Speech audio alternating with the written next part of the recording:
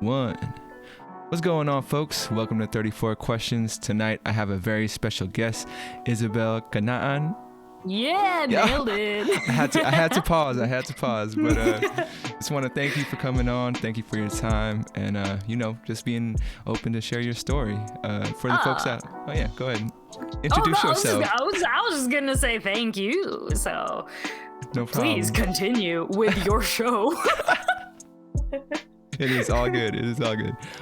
For the folks who are unfamiliar with the flow of the show, we do some intro questions, some warm-up questions just to set the tone, and then we jump into the main interview where you get to choose a number between 1 and 34, and that's how the podcast goes. Sound good to you, Isabel? Yeah, let's do it. Alrighty, so my very first question for you is, how have you been? It's been a crazy year, almost 2 years now. You've been doing well. You've been going through it. How have you been? It comes in waves. Like sometimes it'll hit me that I can't go out and I feel trapped. And then other times it'll hit me of like, when else am I gonna get like this kind of relaxation or just like quiet time for just myself. So I kind of enjoy that day, but then the next day it'll be back to like, what's going on? So it really does. It's up and down. And that comes with that and with just like socialness as well. So like there'll be days where I'm like, I am lonely AF. But there'll be other days where I'm like, I like this. I'm gonna talk to myself.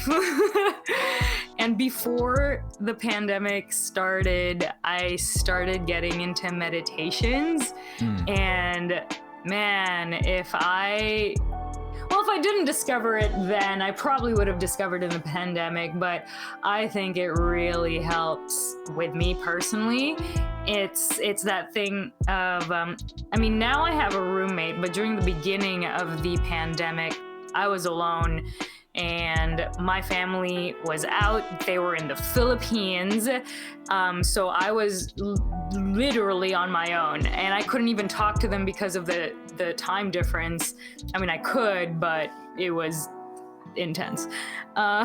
So I really felt alone. And that's when I learned to talk to myself, like actually. I find it hard to still be like, because I don't have a voice in my head. You know how certain people have the voice in their head? Do you have that? I do. I think I do. But yeah. Okay, I don't have that. So yeah, I don't have a voice that's like, oh, I'm gonna shower now. I don't know. It just doesn't work that way. I just know and I go and shower. I don't. Interesting. No, that's the first time someone's ever expressed it that way. Yeah, they didn't have a voice in their head. So yeah. Do you just say it out loud all the time, or? Yeah, so I had this like stuffed animal in the beginning of the pandemic, and because I have found it hard to just talk to myself, I'm like, how are you doing? And I'm like, that's weird. But because of the stuffed animal, I was able to like talk to him, and I was like, man, it sucks today. And I was like, yeah, you know how I feel, right? And I was just like talking to him like an actual person who just can't talk back. But that was better for my mental health. I mean, I don't know if it was, but I felt better. So yeah. Yeah, it really like opened up a different side of me. And after that, when I started meditating, I got to talk to myself in my head, but it's only through meditation that I get to do that, where it's like me looking at me and I'm like, hey bro, what's up? But yeah, I guess I learned to talk to myself and love doing that. No, for sure. Yeah. I was gonna say I envy people who don't talk to themselves in their head sometimes, because I feel like I'm an overthinker when that happens. So I have this like whole conversation in my head while I'm in silent, and people are like, "What's wrong with him?" But to me it's just normal. But that's hilarious, because apparently I do. Apparently, I tend to just like doze off and then gaze into the distance, and I'm people are like, what is she thinking? But for me, it's not a voice, but what's happening is I'm living in whatever scenario is happening. So let's say they just told me, hey, Izzy, do you want a green apple? And then I go off and I just think about the sensation of eating a green apple. I'm like, okay. And then I think of like of it going down my stomach, and it's just like, oh, it's the morning, the acid, maybe not, but there's no actual words. It's just the feeling of it. And then I get back to them and I'm like, no, thank you. And they're like, cool, it's been 30 minutes, so. No, I feel you. That's interesting. I think my voice in my head kind of developed because I was raised an only child. So I guess just a time by myself kind of, I think I used to, use my action figures or dolls to like, have voices and do all that stuff. But at a certain point, I don't know, I thought it was normal. I thought everybody kind of like, talked to themselves in their head all the time. Until I realized it wasn't. Yeah, I mean, I thought it wasn't. I mean, I thought mine was normal. And so when I started telling people this, and they're like, well, what did you think in movies when they talk in there? I'm like, yeah, that's for movies. It's an expositionary device. That's really what I thought. I didn't know that's actually how they thought. I'm like, what? But anyway, that makes sense though, because I have 3 brothers. And for 16 years of my life, we all lived in the same room. Like, we had the same room. So I was never alone. Yeah. No, I got you. And I wonder if I would have been any different if the circumstances were any different. Yeah. But yeah, for sure. Can you tell the folks out there where you're from? Yeah. I love the hesitation. I can't help myself, but yeah. Was there like a little mini voice in your head that was like, wait, was that okay? Yeah, exactly.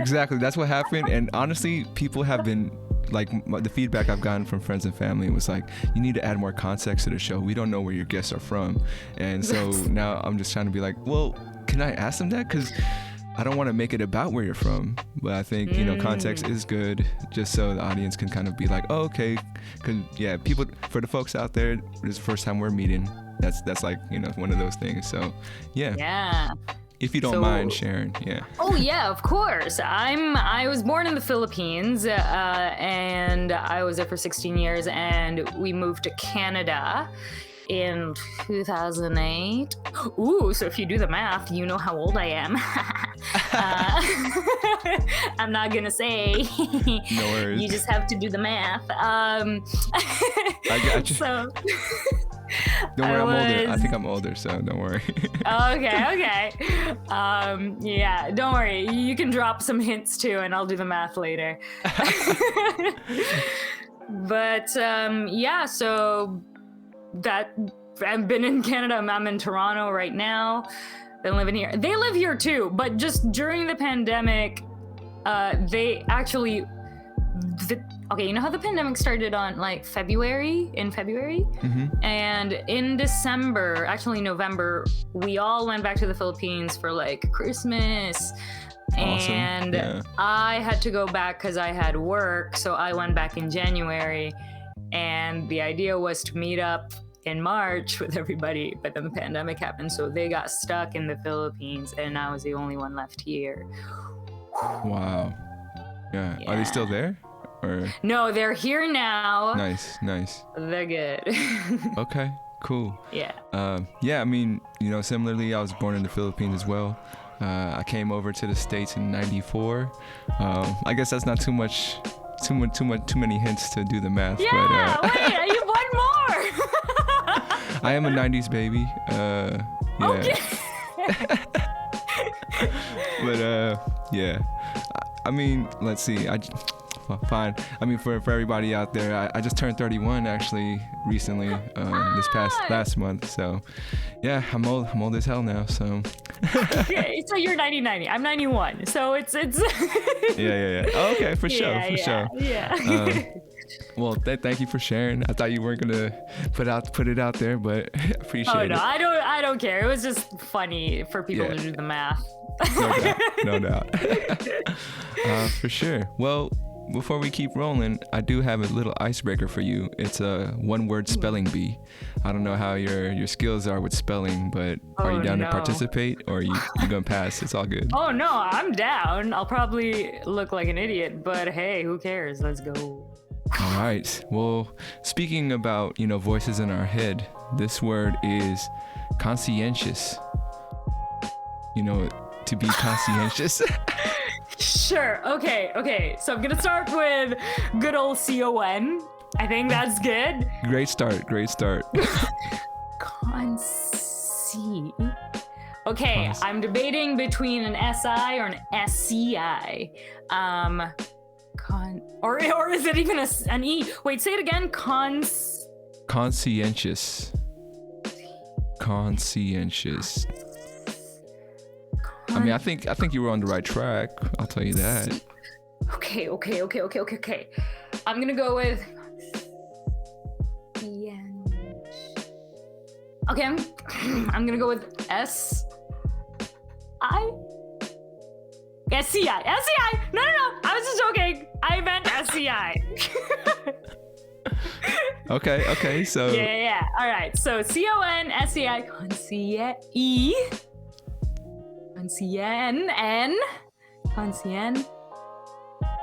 C, S. Oh my gosh, is it none of them? Well, what do you have so far? It's a CON. CON, SCIEN, Oh, did I make a mistake? No, you're good. Oh no, okay. Up to that point, you're good. And then conscien. S? Chus. With a C? So is a C? No. S? No. T? It's T? I'm not saying it, but I'm sure my face is easy to read. Okay, I'm gonna go with T then. It's T? Wow, okay, conscient, and then IOUS. You got it. I mean, I think got it was a stretch, but... No. What's it called? Yeah, congrats. You got it. I can't help myself. After my how manyth try. Yeah. I mean, I root for everybody, so it's hard for me not to express myself when I hear it going on. But yeah. Well, congrats. This is a very interesting icebreaker. Do you love spelling and stuff? No, actually, I heard it from another podcast. I stole this, and I was like, "This is such a great idea," because they were having fun with it, and they were kind of laughing at each other. So I'm like, maybe I could use that as an icebreaker for mine. And I think I'm gonna change it actually, because I want to mix it up with maybe some riddles or something like that. Ooh, yeah. But the thing with riddles is the popular ones everyone's pretty much heard, and I don't want to make it too hard. So I gotta think about it. You have any suggestions aside from a spelling or riddle?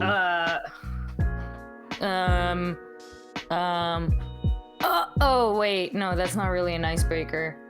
But I mean, if you have little fun facts of did you know kind of stuff, but I don't know how that would let them.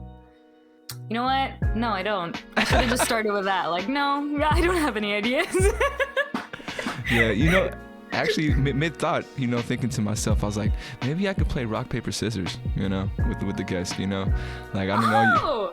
Wait, but there's a lag. Well, let's see. You want to try it real quick? Okay, let's try. Well, you go 1, 2, 3, shoot, or I'll say it. You say it. All right. Okay. So 1, 2, 3, shoot. Okay. Yeah. Ready? 1, 2, 3, shoot. Okay. Oh! You won. It wasn't that bad. The lag wasn't that bad. All right. Yeah, it wasn't. That's really good. Another one is I love what ifs. Oh no, sorry, not what ifs. Would you rather? That's it. Would you rather? Would you rather eat a book or read a book? I don't know where I'm going with this. I don't know. I shouldn't have started. It's good. I understand what you mean, and yeah, I guess the challenge is with Would You Rathers is kind of like finding out what would be a really hard choice. Because sometimes it'll be too easy. It's like, would I rather, I don't know, eat one thing for the rest of my life, or, I don't know, exercise every day of my life? I don't know which one I would choose. Wait, eat one thing for the rest of your life or exercise every day? Oh, I would exercise every day. That was weak, but I got to think about it more. Yeah, I'm sure there are pretty good ones out there. We just got to dig the internet. Exactly. The internet's there. All right. Well, thank you for participating, and since you got it right, you'll actually be invited back on for the Spelling Bee episode with all my other guests who have gotten their word right. It's going to be hard to organize because everyone has different schedules and everything, but we'll see how it goes. Okay. But yeah. And then, that's amazing. I can't wait to lose that. You're too humble. I was so, like, my mind was blown when it was a T. I mean, that makes sense now that we've spelled it all out. Yeah, that one was all like, oh, so close. C? Yeah. H? S? And I'm like... I guess I was thinking of conscience and like, but that doesn't, anyway, we're over it. It's kind of like, yeah. Going forward with the warm-up questions. This question is, what would you like the audience to know about you?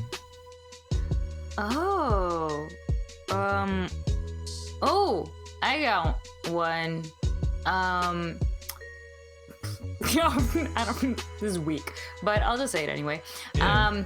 I don't drink coffee. Okay, why that is like, I don't know why I want the audience to know that. But I think it's like a little fun fact that I say about myself because, I'm not a youngin'. And I've gone through like school and stuff, and everyone's like, how did you survive without coffee? And I'm like, have you met me? My energy is coffee. Like, if I have coffee with this, good luck, world. I don't like, I find myself annoying sometimes. I'm like, man, if I was talking to myself, this girl is too much. And that's me without coffee. So I can only imagine with coffee. Ooh. Anyway. Would that be considered like a humble brag? Because I'm not a coffee drinker either. And, every time I say it, I feel like I'm saying, I'm not like you mere mortals, like, I don't need that juice to get me going. But that's why I don't like saying it. I will say this, though. I am not a coffee drinker at all, but I am the biggest napper. That's where I get my energy. And I can sleep how many hours and take a nap after, like that's where I get my energies from. So yes, I am still mortal and I will still die one day, but without caffeine in my veins. For sure. Now, I like to drink green tea for my energy, I guess, instead of coffee. But for sure. That is a fun fact, though. Right? Folks out there, for sure. My second question is, if someone were to pay a tribute to you, how would you like to be honored? Okay, first of all, the first thing that came to mind was Tenacious D's tribute. So I was like, whoa, like song? This is just a tribute. But no, I think, a tribute. Ooh, like, like this is a tribute to Easy. Oh, man, if... it'd be really sick if there was in a restaurant, because I love food. I specifically love steak. Now I don't know how this is gonna go down, but if there was like an easy cut of steak where it was like, and it's really bad for you because it's more fat than meat, which is how I like steaks. That's very Filipino of you.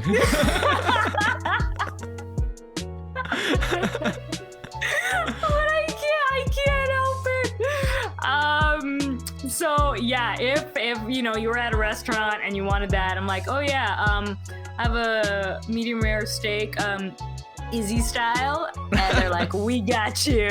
Ooh, that's a good tribute.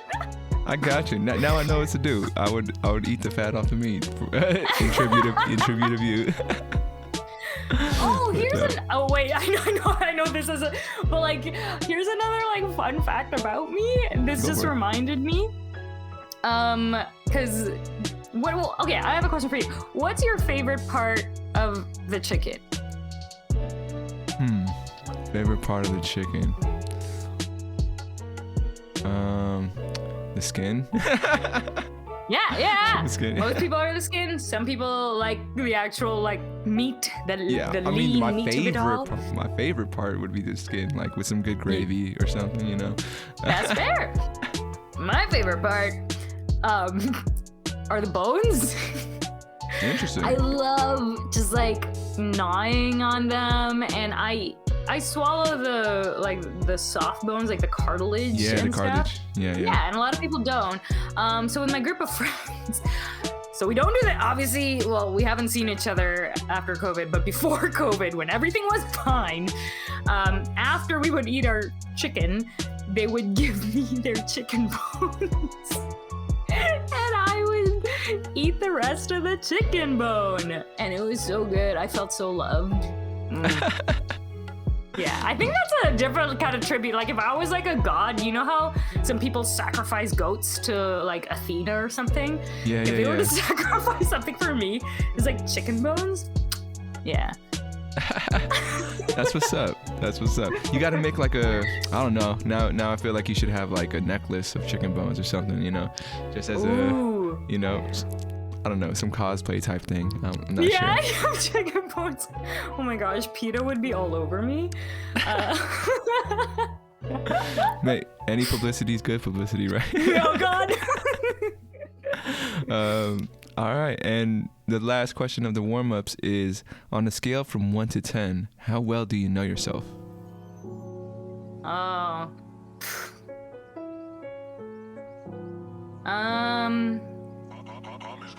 Probably a 3. Like, I think there are times when I'm still getting to know myself, and I love getting to know myself. I love epiphanies about myself and just learning where it's coming from. Like, when I have a moment of like, oh, that's probably from my childhood. I'm like, what? It's so amazing when that happens.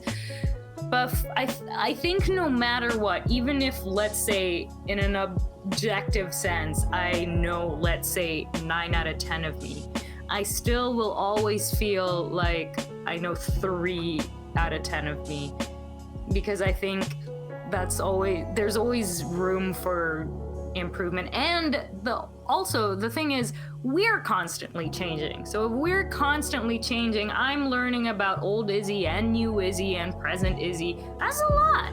And yeah, I wish I could see like 10 out of 10, but you know what's funny? There will always be a part also that I can't, because it's the Izzy of the outside world. Like, what do people see me? And I can't do that unless we do like a Black Mirror like switch thing. Like a brain conscious switch. But yeah, I don't think I'll ever get to know 100% of me, or even close. Yeah, I think that it goes all the way to the end, you know, of us, where I think that's when we get to know 100%. And like you said, it's hard when we don't know the other side of what other people think. And yeah, so it's always a difficult thing. And 2 follow-up questions. One is, what is the last epiphany have you had about yourself?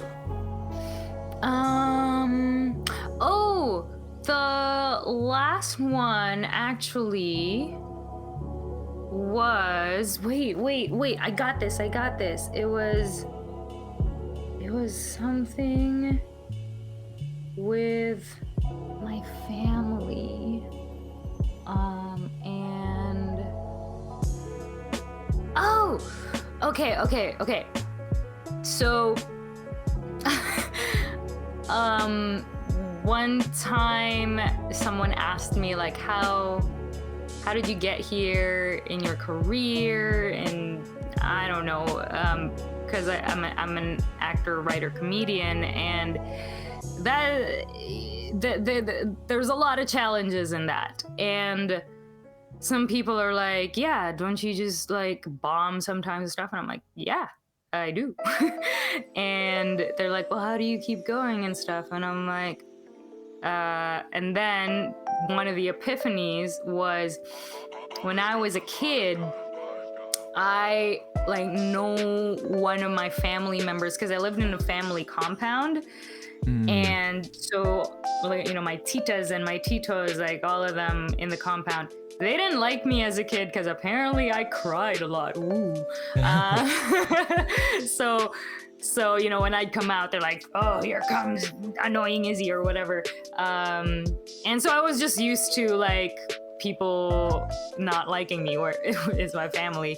And I'm like, all right, cool. And then, you know, I realized like if I make them happy, they're still gonna criticize me. And if I do my own thing, they're gonna criticize me anyway. So might as well just do my own thing and get criticized for it. So a lot of it is like, you know, in the industry, you do get criticized. You get reviews that are bad. You know, there are certain like when you go out on stage and you bomb and no one laughs at you and stuff like that. And I'm like, yeah, cool. That's just another Tuesday. I've been used to that. And I guess the epiphany of like, that's one of the reasons of where it came from. Like, man, that's big. It hits hard because also my one brother, he was basically the golden child. Everybody loved him. And to be fair, like, he was amazing. And I remember as a kid thinking, oh man, if this was a movie, I'm like the sister of the main character. That's pretty cool. And I thought that way until I started going in my own path and stuff. So, which is interesting because to this day, even if we go back to the Philippines and they're like, so what do you do? And I'm like, I act. And then they're like, what do you mean? Like act? And I'm like, yes. And like, they're trying to criticize me still, I guess because they don't understand it, or I don't know. Maybe it's also just, maybe for them, that's them like kind of joking around with me and like, oh, we're just shooting the shit kind of thing. And that's cool, but like, if you do that to a kid, ugh, that's gonna have lasting effects. They're gonna go into comedy, so good luck. The comparisons, yeah. I don't know how huge it is in other cultures, but just because I guess I grew up Filipino, it just felt like it was very heavy into that. Like, oh, what do you do now? How much money are you making? You know, those kind of questions always come up. So, yeah, no, I feel you. And maybe that's why, you know, I guess, yeah, I'm interested in comedy too. So it could be they're creating a bunch of comedians in this generation. Yeah. Yes. Yeah. And if anything, if I'm like ever, what's it called? Like if I have writer's block, I'm like, all right, what would my mom say here? Oh yeah. Like think back to my childhood. Yeah, that's interesting. That's interesting. And my second follow-up to that question is, what's your favorite thing about your personality? I think I can find the beauty in anybody, which can be good and can be bad. So because I have 3 brothers and like my family, we're just a big family and a family compound, you know, like I was always just surrounded by people, and I love being surrounded by people. And when I'm alone, that's not gonna do. So I find it very easy to connect with someone and look at them and be like, wow, you're beautiful, whether it be something physical or something inside. There's always something that I can fall in love with. I can you know, like I can be with you if I want to, kind of thing. Like I can be your partner, kind of thing.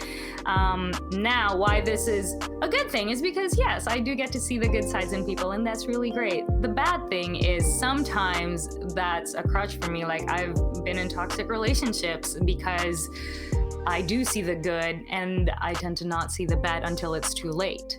So, whoa, what was the question? The favorite thing about your personality. That's hilarious. This is it's my favorite and also my crutch. So it's no, I got you. Catch 22? Is it 22? Yeah, I think it's 22. Yeah. I know it was 22 or 23. And I still don't know the official meaning of that. I just know people say it when it comes to those kind of things where like it's good or bad. No, you know, that's interesting. You mentioned like growing up, you know, in a compound or with your family, big family, that you are able to connect and see the good in people. And for me, since it was kind of different, like because I was so alone and like solo for a lot of my life, I feel like I was kind of yearning for that connection. And now, because of that, in a similar sense, I feel like I can be the same way, where I'm always looking for the good in people. And I don't think it's burned me in the sense of relationships, but man, I've been played so much for like for $1 or whatever, you know. So it's like, oh yeah, I need to use this, and I'm like, oh yeah, sure, go ahead. Oh, one particular story was that I was on my way to the train, and then this homeless guy followed me like for blocks to ask me for $1. I guess he could hear the change in my pockets, and then I was just trying to ignore him. But then when I got to the train station to buy my ticket, of course I had to pull out my money, and then I was like, here you go, man, here's $1. And then as he was going away, he kind of like yelled it out like, ha sucker, I got you. And then I'm all like, oh man. And I just felt embarrassed, but I was just like, am I too nice, or am I like seeing something that I shouldn't be seeing? But anyways, it's just interesting how those two different worlds can kind of foster the same kind of view, Yeah. That's so interesting. Yeah. Also, I would love to get into his mind of like, I got you. But like, yeah. That's a good way of thinking too. Of like, yes, I'm getting my wins wherever I can. Yo, that's actually a really good point. That's a really good point. He was just looking for a W that day, and he wouldn't let it go. He's like, I know I can win right here if I just follow him. Yeah, and you gave that to him. I did. Thank you. Yeah. Now I can flip it back and be like, you know what?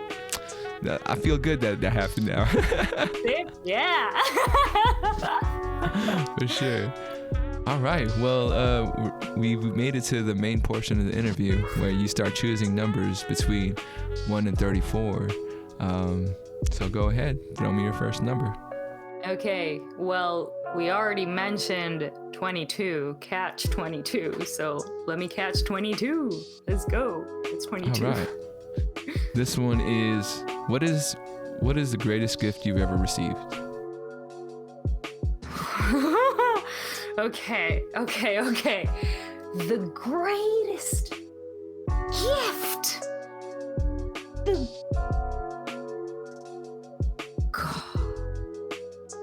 Okay. I don't know. Okay, I'm gonna say this. When I was in high school, I had a partner, and I had my friends, and I had this big party. It was my 14th. It was my 14th birthday party, and my partner gave me a bracelet, and I'm like, cool, thank you. It's not really my thing, but all right. And then my friends, thinking like they were being funny, was like, give me bras and panty, and I'm like, all right, cool, thanks. And they were like, ha, and I'm like, cool, like, you got me. I don't know. And then there were some just like I guess regular things. I don't even remember the others, to be honest, like cake or whatever.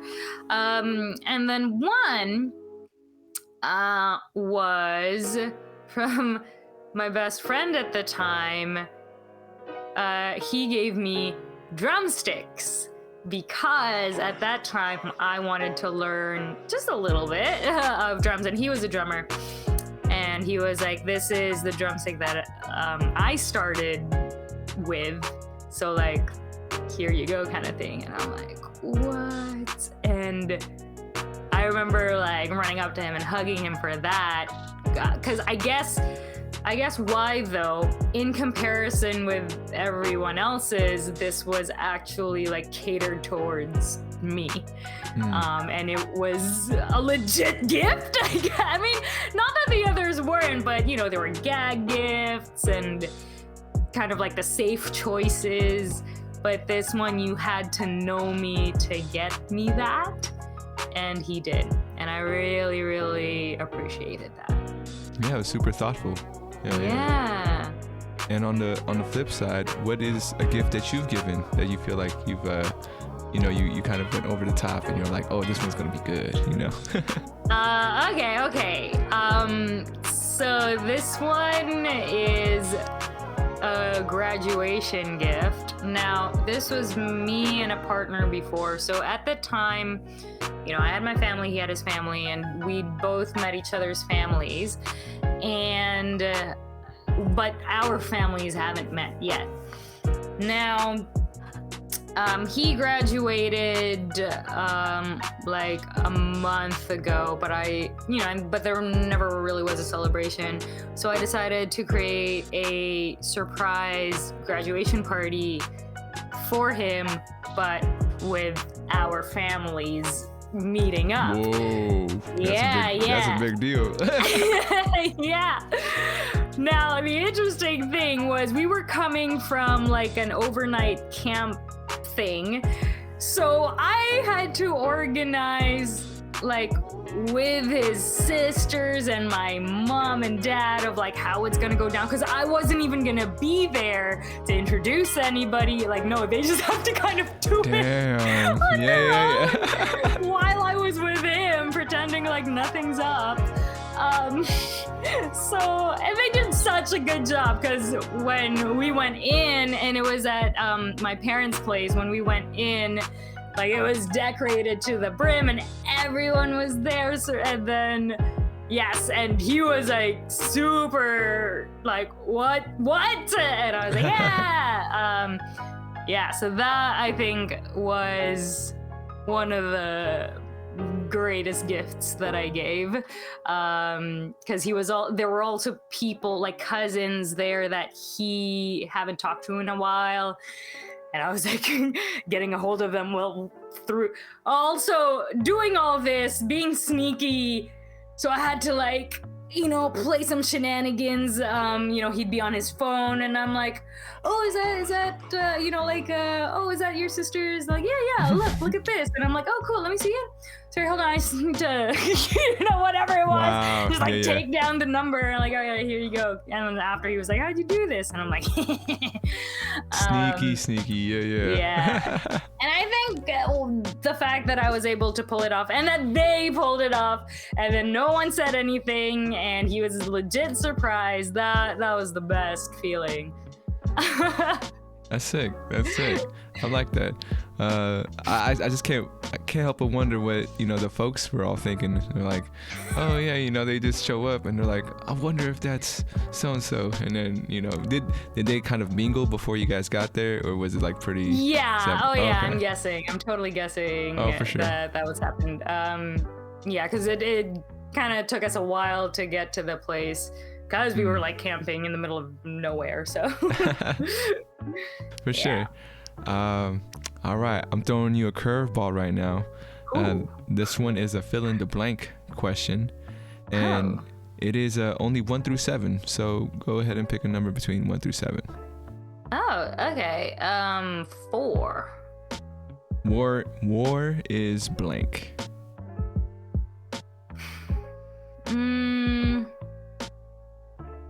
War is sad.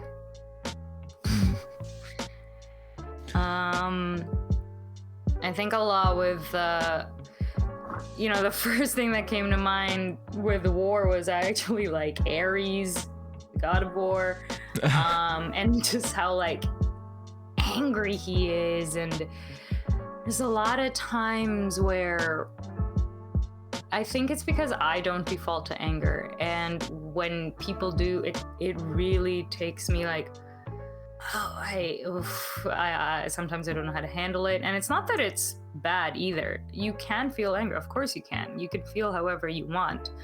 Obviously, it's how you project that, right? And I guess with anger, it's harder to project or to do in a healthy way. There are ways. So I think when it is done unhealthily and all that, that's when war comes into play. And for me, it's sad because it's, at the end of the day, war is just like disagreements, but how come disagreements can't work out? I don't know. I mean, it's the idealist in me, I guess. That's like, we can all just live in a happy, good world. I mean, I think no matter what, there are always gonna be conflicts, but conflicts don't have to equal war. Yeah. It's like the extreme version of conflict when I think two opposing forces come into play. When someone is angry and maybe someone's angry back, and then boom. Or if someone's power hungry and the other one's just like, no, we chill, and he's like, yes, I can take you over, and that's war as well, so it's sad because there's always a sad outcome. I don't know. No, I think that's an interesting way to phrase it. Like war is sad, because in my mind I'm thinking that like great sadness can drive people to do some crazy things, right? Like if I was a person, a leader or whatever, and I saw my people sad, and I'm like, oh shit, I want to be able to like fix that for them. How am I going to fix it? Well, maybe if we had more resources, and that means I have to go conquer something so my people would be happy, but then it creates sadness in other people. Very interesting. Just an interesting phrase, and it made me think about those reasons why people kind of go into it. But because there's also the wars that are like, when I, not that I look up wars, but there are some like known wars that, okay, if this happens and this happens, this happens, this happens, there's absolutely like, I can't find a way out of it. Like, I don't know what you can do. And that's the sad thing too, of like, I don't know. It's crippling. It's like, I don't know what to do. Yeah. No, for sure. All right, let's jump back into 34 questions. Go ahead and throw me another number. All right. Well, we said 22. We also said 31. So. Oh, okay. I got you. Here we go. What is your unpopular opinion? Like something you seem to always get kind of pushback for, if you let it be known. Okay. I don't know. I don't know if you read comics, but one of my favorite Spider-Man story arcs is the Superior Spider-Man. And what happens here is Doc Ock somehow finds his way into Peter Parker's mind, and he takes over Peter Parker. So inside it is Doc Ock, and he becomes Spider-Man, so he becomes the Superior Spider-Man, and Peter Parker is gone. He killed Peter Piper. Peter Piper and Peter Parker are different, but he killed Peter Parker. Like in the mind? Doc Ock killed Peter Parker in the mind? Well, actually what happened was he switched his mind and Peter Parker's mind, and Doc Ock was dying, so Peter Parker died as Doc Ock, and he was able to retain his consciousness in Peter Parker. Now, why this is interesting, because for a while the Spider-Man series kind of like started to plateau of like, yeah, we all know Spidey, we all know what's up now. Now this kind of jolted it a bit, because we just always thought like Peter Parker, yeah, he's just so unlucky, you know, all these things. But Doc Ock made Peter Parker great, made him actually superior as Peter Parker. And it's that thing also of like, you don't know what you have until you have it. So Doc Ock, because he was stuck in this, so, you know, he's a little bit on the chubbier side, so he got bullied for it. He's been bullied for his whole life. He's not in the best shape. He's not, you know, all he has in his mind is his brain. So now that he was in Peter Parker's like top physique, you know, body, he was able to do all these things, all this energy, and still have his mind. So he got to do things that Peter Parker couldn't. He made Parker Industries like on his own. Like he got his PhD. Peter Parker never got his PhD, but Doc Ock as Peter Parker was able to get his PhD and created Parker Industries, became the CEO of that and all that, right? And Spider-Man himself became, so you know how there was a time when Spider-Man was like, the police didn't like Spider-Man, you know, there was always that conflict. But Doc Ock made it that like people started liking him again, and he was communicating with the police, and it was all good pretty much. So it's just very interesting, because there are certain ways that we take advantage of, and we don't realize that we have this kind of privilege, whether it be being Spider-Man or, you know, like, I don't like, it's just such a beautiful way of kickstarting a whole different Spider-Man, but also the humanity in that. Yeah. I mean, I don't want to like spoil too much, but later on, you know, like in comic books, they find their way back, and Peter Parker's back in his body. All is well. Okay. I got you. Yeah, so that's an unpopular opinion, because, yeah, a lot of people are like, what? Doc Ock in Peter Parker's body? Like, that's your favorite? I'm like, you have no idea. I cried on the subway at the end of one of the issues. It was so intense because I felt for Doc Ock. Whew.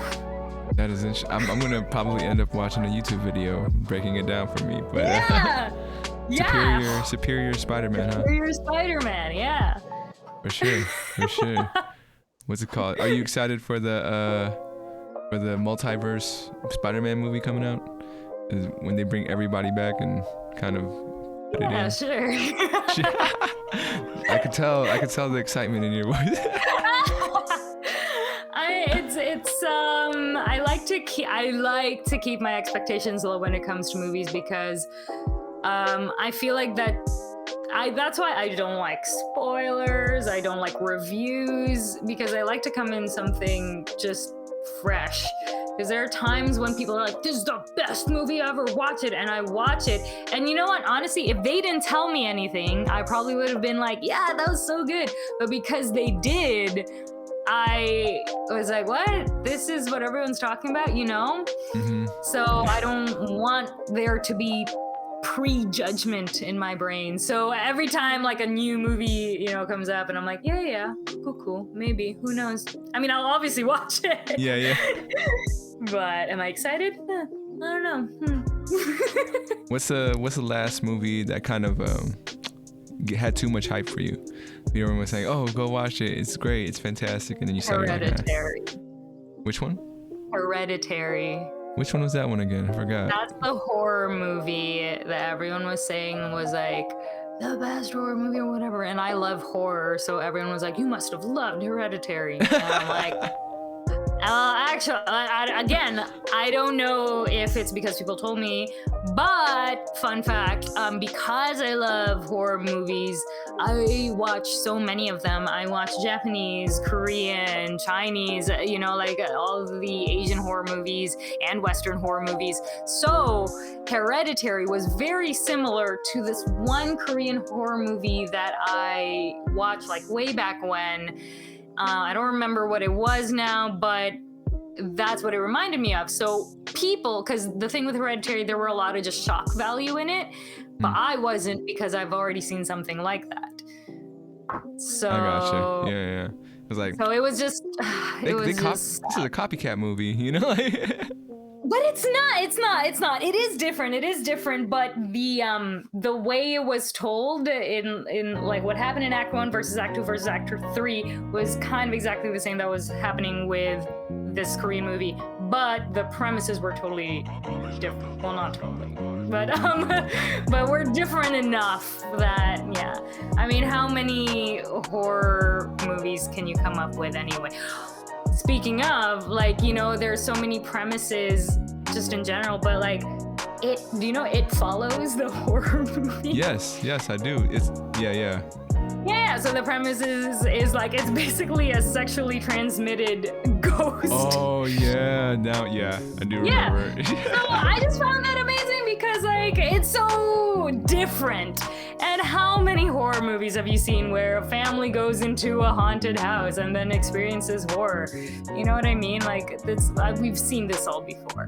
Whereas that one, I was like, you know what? Kudos. Like, no one's done that before. No, I feel you. You seen Dale and Tucker versus Evil? Oh my gosh, before. I don't even remember it anymore. I think it's one of those, like, my brothers were watching it at the side and I was like kind of like eating and just like watching, but I wasn't really paying attention. Yeah. That was one of those movies, like, I had a great appreciation for it. Just because it was just so different. At least, I'm sure there's other movies that are like it, but it's the first one I've seen where it kind of poked fun at all the horror, like, cliche or, similar horror movies. Right. Oh, that's funny, because, like, that's what Shaun of the Dead was for me. Like, when I first saw that, I was like, whoa, kudos. I haven't seen Shaun of the Dead, so maybe I should put that on my list. Yeah.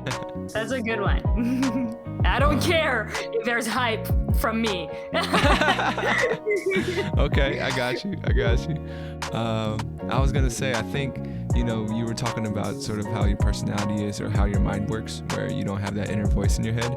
I think that works really well for, like, the horror genre, because one reason why I can't do it or can't do it too much is I get the chills in the dark. Like, I don't know what it is, but my mind just kind of like takes over, and I'm like, I could feel something, even though I know nothing's there. My mind is just tripping me out. And if I see examples, because I like horror movies because of the mystery.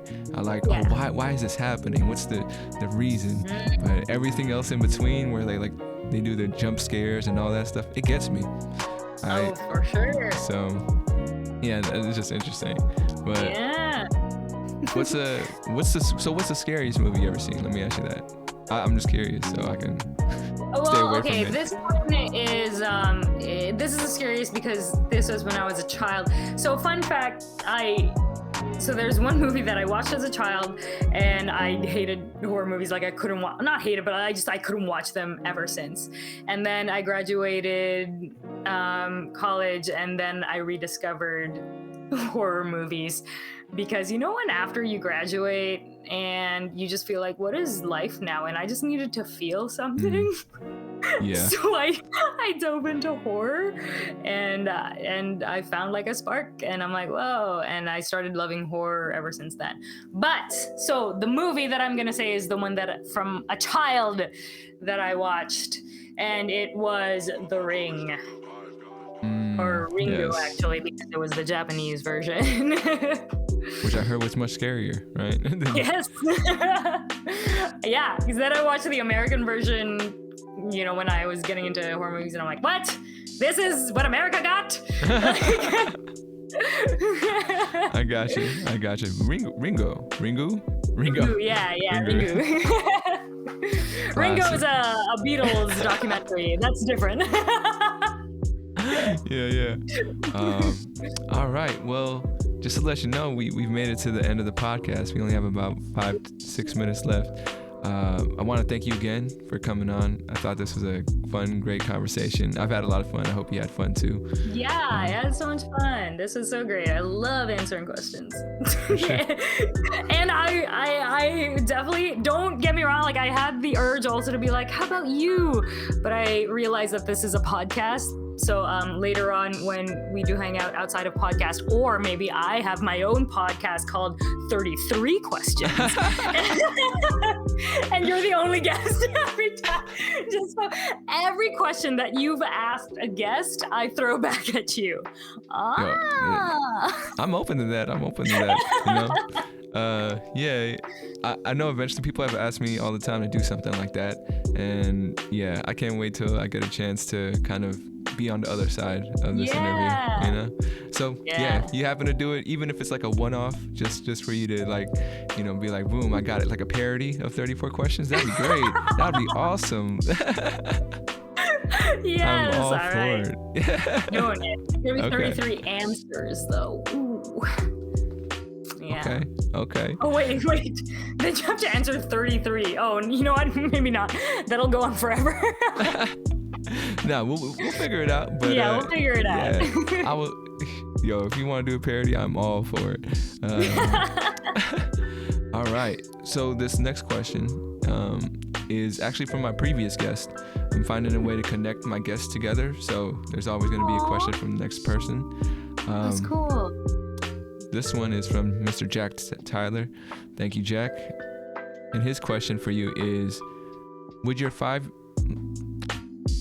yourself from 5 years ago be proud of yourself now? Oh, 5 years ago? Yes. Gotcha. Yes. Yeah. Yeah. Okay. One of the, you know how I said I'm like into meditation. One of the first meditations, it was a guided meditation that I did, and it's on YouTube, and people can look it up. But you know, it's one of those like, pretend you're in a forest, or you're entering a forest and stuff like that. And then in the forest, there was like a triangle in the middle of the forest, and you were in one point of the triangle, and on one point you see your, like, I think 8-year-old self. And then at the other point, you see your 80-year-old self. And then in the meditation also, they say, yes, you're still alive. I'm like, sick. That's hilarious, yeah. But the whole meditation was just like, you know, so 8-year-old self is looking at me, and she's like, whoa, who is this person to me, right? So I'm like, oh my God, yeah, like, whoa. So I'm looking at 80-year-old me, and I'm like, whoa, like the possibilities are endless, like she's probably amazing too, you know? So I'm looking at her like, what? So it's this like boom, boom, boom, and then they were both smiling at me, you know, and then I get to hug them in the end, and it's really cool because it also puts you in perspective of like, you are 5 years from you now, future you. So it's very useful when you feel down, trapped, and you know, even at this time, like, it'll pass. I mean, I know you'd never know what happens. Maybe you won't be alive at 80 years old. but just like, I don't know, like, trust in yourself that you won't allow yourself to get to, that you won't stay at a stuck position, I guess. I think that's a really tough thing for a lot of people. Yeah. To trust themselves sometimes. I think that's what worries people. Yeah, that's the biggest thing, right? But sometimes these people also like learn to trust on other people, but they can't trust themselves. And they have to ask themselves, like, why is that? What's something there? And maybe there is something, and then work on that, you know? A lot of people also are scared to look within themselves because of the answers that they might find. But hey, if you want to move forward, you gotta dig deep from the past. I'm gonna have to add that question into this show. Do you trust yourself? That'd be interesting. Yeah, that's a good one. Yeah. All right, and this next question is, what would you like to ask the next guest coming onto the show? I mean, it could be just that, unless you have something different. No. Yeah, you can take that.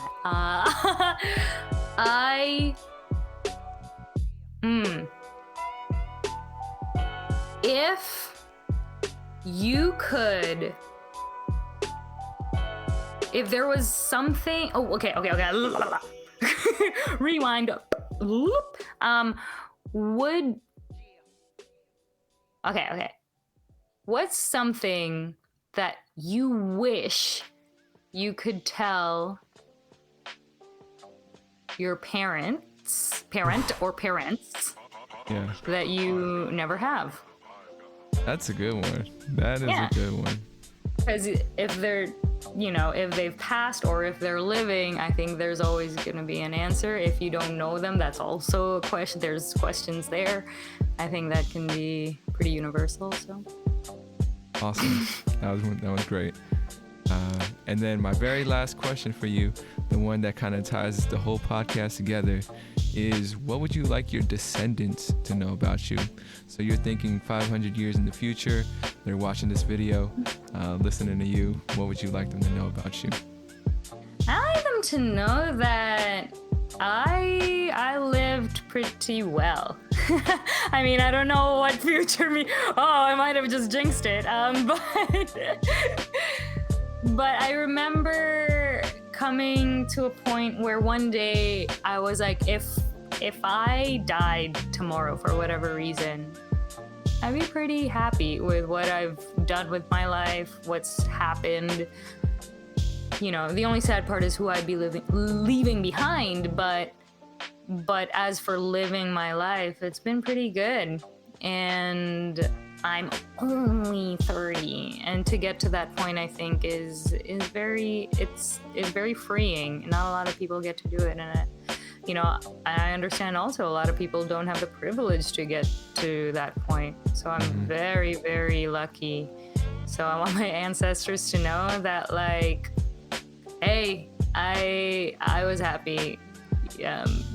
You find a way to make yourself happy too. For sure. Do you think 30? Oh, sorry, I said ancestors. I meant descendants. No, you got it. Yeah. You think 30 hits different? Because I don't know. For me, it feels like it's hitting way different than my 20s was. Yeah. Well, my birthday's in October, so I'm not there yet. Okay. My bad. No. But honestly, I don't know. But I've always been surrounded by a lot of older people, so I always forgot my age. I always thought that I was already in my 30s. So when people ask, how old are you? And I'm like, 30. And then they'd be like, no, you're not. And I'm like, oh, no, I'm not. Sorry. So I feel like I'm already there without actually being there. But I'm also like, I feel like I'm just such a young... I'm a young experiencer. I don't want to say a young soul because I think there's some there is some oldness in there, but I'm very young in terms of like I get very excited with the world and the very mundane things still. Like they still excite me. So I'm very young in that sense. So I think even when I'm 70, like things can still blow my mind, and I'm like, whoa, I'm 70? Damn. Like that. You gotta keep that. You gotta keep that wonder and that. I mean, I hope I do. For sure, you got to. In my mind, I say this thing where like you can either grow bitter or grow better or something like that. Aww. I think, because those are two paths that I feel like a lot of people take, and for whatever reason. And it's funny, you know what's funny is the people I feel personally that grow bitter are the people that just don't want to accept things either about themselves or the world or something. It's just about acceptance, and because they can't accept that, they're lying to themselves, they're lying to other people, and it's sad. So I feel like in order to be better, there's an awareness that needs to come from you. Awareness, self-realization, all those good things. Oh, we live in such an age. If our ancestors heard us now and be like, what? I'm busy working at this factory. God damn it. No, for real. Like, look how easy those people have it over there. Yeah. They're like here finding out themselves. I'm still finding out. I don't know.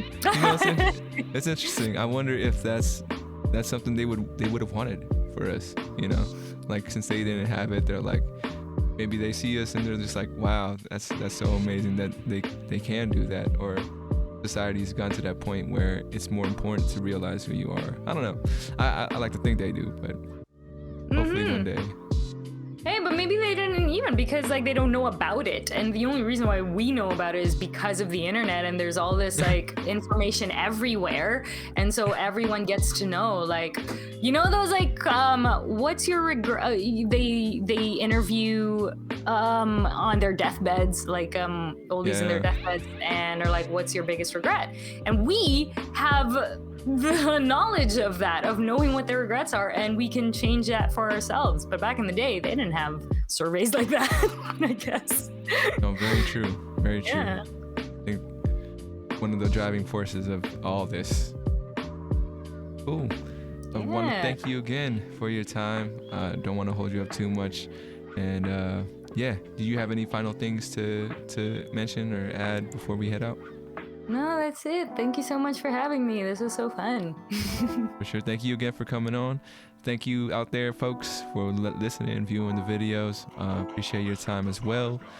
Still trying to figure out my best way to close this out. I'm your host 34. I'll catch you next time. Like, subscribe, do all that good stuff. I don't like doing that. But yeah, much love.